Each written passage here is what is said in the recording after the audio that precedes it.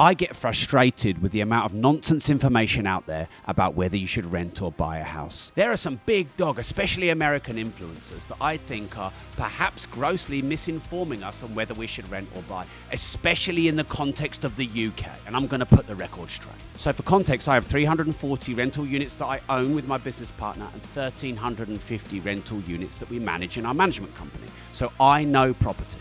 But in an exclusive new format, I've taken all the interviews I've done with the biggest name real estate investors and millionaires and entrepreneurs, asking them whether you should rent or buy, and then I've put my commentary behind it. The state of living has changed. You need to get it right as to whether you rent or buy your own home, because your home could be your castle or your home could be a financial noose around your neck for the next 25 years. So here are some divided and somewhat controversial discussions and interviews on whether you should rent or buy your own home. Let's go do this. Well, firstly, the reason I say rent your own home is because it allows you to be flexible. I think that the most adaptable of the species survive, and rent is very flexible. It's flexible because, one, you can move easily. Maybe you get a job opportunity in Japan, you have to bounce. Or maybe your country is about to lock down because of the common cold and you don't want to be stuck in your house. Rent is flexible. Or you can move out and rent it out. Completely. Well, that's if you own it, right? We Yeah. go into that, but then you have to find a tenant. That's easy. Well, perhaps that is I've got easy. 1,250 of them. Okay, perfect. Then let me change it. Then perhaps you don't want to have anything to do with that country anymore and you have to sell it, and that's not quick, right? Another flexibility you have with rent is not paying it. I've got tenants who don't do that. You know better than me the law in the West. Well, yeah. You don't have to pay it for 6 months. Pro tenant, yeah. So you can just not pay it. Yeah. So maybe you're in a situation where... But you can also vet a tenant properly and then... Correct. Yeah. But what I'm saying is, we're talking about flexibility. Darwin said the most adaptable of the species survives. This remains true. If you own a home, you are obliged to do X things. You can't not pay the mortgage, you lose the home. If you own the home, you have to upkeep it, etc. I'm saying if you rent a house, you can move if you get a better opportunity. You can move if the government becomes tyrannical, or if crime gets out of control, or something happens in your area which you're never going to know. And thirdly, a serious option is not paying it. And I don't want people to misunderstand me here. I'm not saying don't pay your rent. I'm saying if you have some information, let's say, the bull run that just happened, all that crap's over. But people were making money from thin air for crypto. Let's say you had some reliable information from people you trusted. Let's say those people have been right 100% of the time, and they said if you bought a particular coin, it was going to 1,000x. You could have missed rent for a month. You could have paid it later. That's flexibility, right? So flexibility is also super important. So I always say the average person should rent where they live. I know that's strange because not everyone can rent. Someone has to own it. The people who own houses need to own them the way you own. If you own 1,250, you're doing very well. The way I own a house, it's not a mortgage. It's just give me this, beep, put on the card, bang, done. I own it, done. I don't live there. There's no work for me. If I had to sell it, I'd never need to sell it quick. I never need the money fast. It's something. It's just an asset. But that's why I say most people should rent until they're wealthy enough to buy it in cash. If you can't buy a house outright in cash, you shouldn't buy it. And even then, if you buy it, you need to be very careful. You need to make sure that that government is never going to turn on you. That area is never going to become downtrodden. And also understand that owning a house isn't free. There's property taxes, there's maintenance, there's upkeep. A lot of the time, by the time you pay all that shit, it's not far off rent. Why would you not turn the bank system on themselves and get a mortgage on the property and leverage the bank's money and then have better opportunity cost of capital rather than buying houses for cash? Absolutely, sure, that is a way you could do things. But now you're indebted to a bank. And it's fine if you have money from the sky, you can make money anywhere, that's fine, right? But if you are working a job, let's say in central London, and you owe money to this bank now because you've done it this way, that bank has a degree of control over you. You can't just quit your job. You can't just move. Things become very complicated. It just destroys your flexibility. To answer your question earlier, I don't own any property. I don't own anything. I own this suit, and that's it. So I don't own any property. Some friends of some trusts with some companies which are registered from Singapore may own some property. Right. I have the keys to, but I don't own anything. So you have some assets under your control that are property, but you don't own them. I don't have any. The Matrix hates me. I don't have anything. But I have some keys to some houses. And yeah, of course, they appreciate. Of course, you can rent them. I completely get it. But the truth is this. Property, like many other things, is very successful for some, but for most, I think it wrecks them. Is there anything, looking back, that you've said that you think, I shouldn't have said that? Well, there's the tweet that cost me my home. What was the tweet? well, let's not definitely repeat it, so that it becomes another thing, because we can't afford to lose more houses, can we? But I basically accused some trout of doing something she didn't do. I got the people muddled up. I can't even remember her name. I've kind of erased that from my... And it was it was a terrible thing. Someone defiled a war memorial, which really pisses on my chips because I'm ex-military. And I launched one on Twitter, but I got the wrong person. It was some other really obnoxious lefty. They're interchangeable.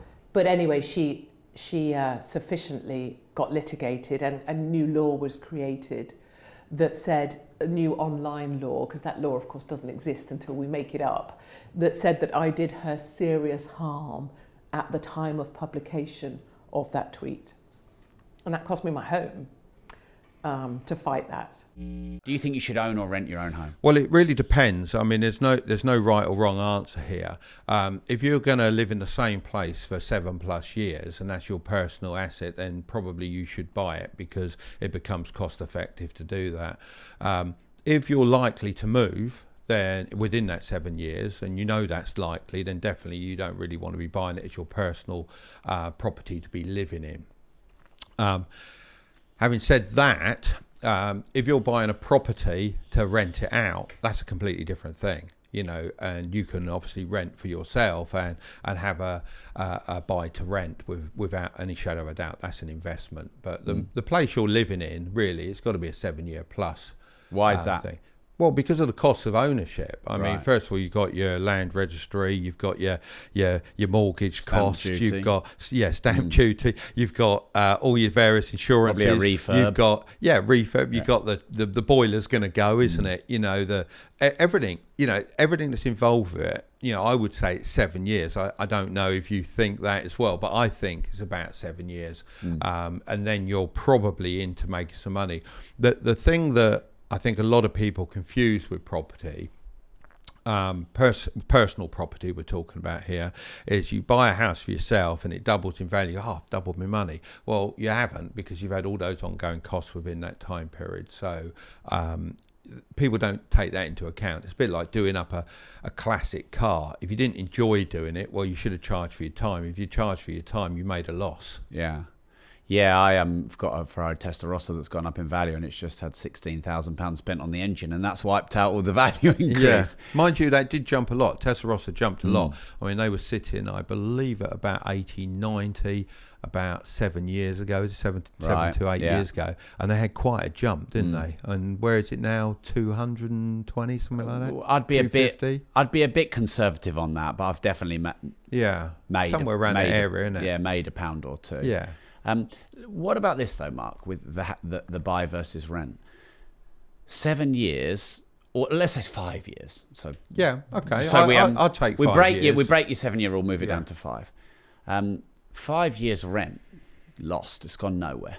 Yeah, but as long as you've invested the money you would have spent on that property, so for example, your down payment, your deposit, and all of those ongoing costs, if you'd invested those in the right sort of areas, then the amount that you would make on those investments, or if you're an entrepreneur and you want that to accelerate your business, you can earn tenfold within that 5 year period. Right. And we're only talking on personal property, your personal property. Yeah. As soon as you go into buy into rent, as you know, because this is your specialist area, and I'm not going to teach you to suck eggs, that's a completely different kettle of fish. Rent or buy your own home, and why? You start. So your personal residence, that's it's not an investment. It's a real personal endeavor. And I can tell you, I was renting for several years recently. And I got tired of, the reason I bought a home is because I got tired of the landlords not making the house pretty. I wanted to do things to it, and I'm not going to put my money into a rental house because then I leave and all that stays. So I wanted my own place where I could do what I want and make it my own.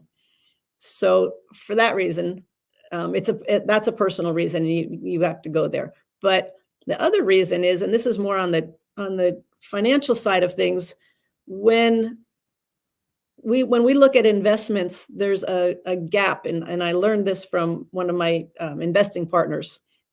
And he talked about when the gap between your mortgage payment on your home and renting is great, like it's a lot less to rent than to pay the mortgage, then it makes sense to rent.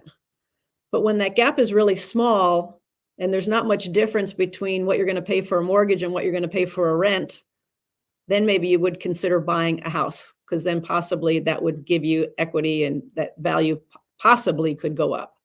So on the technical side, that's the argument. On the more pragmatic side of things, Robert Kiyosaki is one of the main people who says this. He says that your own home is a liability. Therefore, you should rent your own home, not buy it. Let's discuss. What are your thoughts? I mean, I don't know too many investments that you can live in. And I'm not saying that everybody should treat their home as an investment. It's kind of like a dual purpose thing. I'm not a big investor in a car because generally speaking, your average car will go down in value a little bit every year. Your average home will go up in value every single year. And you get the benefit of living in the property. You get the benefit of having a house over your head. You get the benefit here in the United States of some depreciable value to it. You get to write the interest payments off your taxes. There's a lot of value in owning the home that you live in. Now, I run into some people, and I feel like maybe this is where the critical point is. They want to live a very extravagant lifestyle, and it's not one that they can't afford through a home that they own. They want a nice big house. They want a vacation house. They want all these different kinds of things that affect them in their home. In those situations, I can see a little bit of value in not owning it, but my home, we talk about selling it. It'll sell for 4 times what I have in it. And I don't know why me getting a 400% return on my money is a bad thing, especially since when it was purchased with an FHA loan here in Ohio with 3.5% down. The down payment on that house, I'd have to check my math. I think there's about $4,000 in it on the down payment. We've had the benefit of living there for many years now, and I will sell it for 4 times what is owed on the mortgage.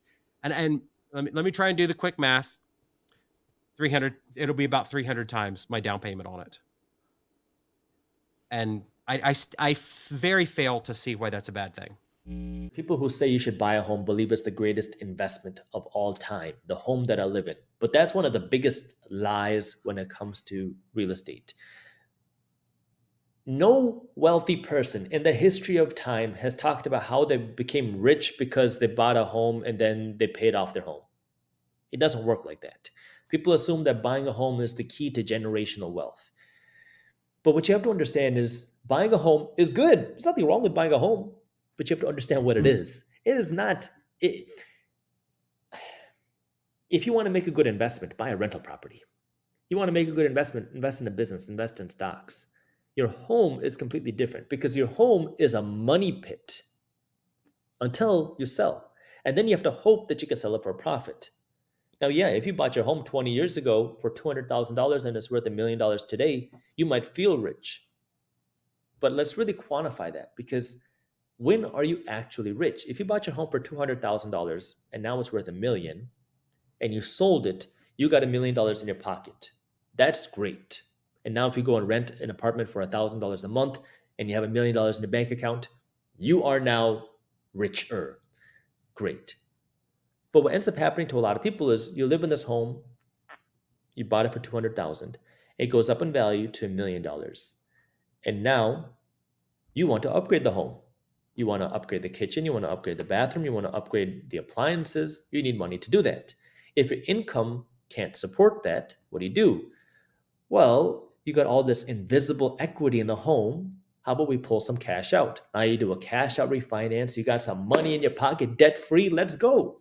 Now you go out and you start upgrading the home. You start upgrading the appliances. You're increasing the value of your home, you think, and everything is good. But also what you have to remember is as your home becomes more valuable, your property taxes also go up. How do you pay for the property taxes? You have to pay for it from your income. Your home doesn't pay for the property taxes unless you do this cash out refinance and now you use your debt to pay the property taxes. Your insurance bills are also going to be higher because the insurance is going to depend on the valuation of your property. So now as the value goes up, your insurance payments are higher, and now you have to pay for that as well. How are you going to pay for that? Your income has to pay for that, or you use the debt to do that. And then you also have the risk, because now let's just say you pulled out some cash from this home. Things are great. Everything is good. You bought yourself some nice things. You have this cash in your pocket. And then the economy goes down. And let's just assume that property prices fall by 50%. We'll give an extreme example. We've seen it happen before. We all remember 2008. So it's definitely possible. In Detroit, home prices fell by as much as 91% in some areas. So yeah, I mean, it's happened before. If you pulled out a bunch of cash, you might owe $800,000 on this home. If the home now is worth $500,000, you are now underwater on the property that you thought made you wealthy. And now what? Well, you can continue making the debt payments, but again, remember, you need the income to make those debt payments. You have to keep making the property taxes. You have to keep paying the insurance. And the income has to come from you, not the home itself. When you buy something like a rental property, it's completely different. You buy, let's just say, a single family home to rent out. And now let's just go with the same numbers. You bought this home for $200,000 and property values go up. Well, now you have to pay for the same bills. You have to pay for the property taxes. You have to pay for the insurance. You have to pay for the maintenance. You have to pay for the upgrades. But these bills are not paid through your income. They're paid through the property's income. This property is going to be rented out to somebody, and it's going to generate rental income. And if your property value goes up to $1 million, I bet you that your rental income has also gone up significantly from the time you bought it from $200,000. So now this property is paying you more money. If you pulled out cash, you're also going to be making the payments on that debt from the rental income.